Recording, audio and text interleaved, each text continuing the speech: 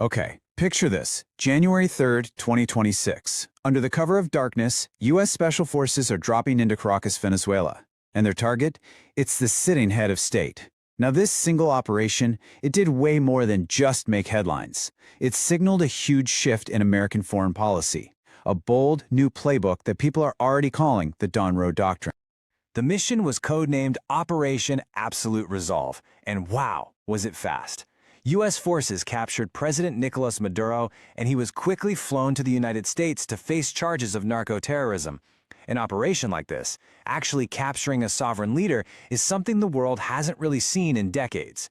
You can bet it sent some serious shockwaves across the globe. So this all raises two really big questions. First, why? What was the thinking behind a move this risky? And second, what does this mean for the future of, well, everything? The White House says the answer lies in dusting off and, let's say, reimagining a policy that's been around for 200 years. To really get what's happening in 2026, we've got to rewind the clock, all the way back to 1823. Because this new doctrine, it's a much more aggressive version of one of the oldest ideas in American foreign policy. So back in 1823, you had the Monroe Doctrine. It basically drew a line in the sand, telling European powers to stay out of the Western Hemisphere. No more colonization, no more meddling. And for the next century, that doctrine was used to justify a whole bunch of U.S. military actions in Latin America. Fast forward to today, and the Trump administration has basically given this old idea a 21st century upgrade. And here is the absolute key difference. The original Monroe Doctrine was, at its heart, defensive. It was all about keeping outside powers from messing around in the Americas. But the Dawn Road Doctrine, it's offensive.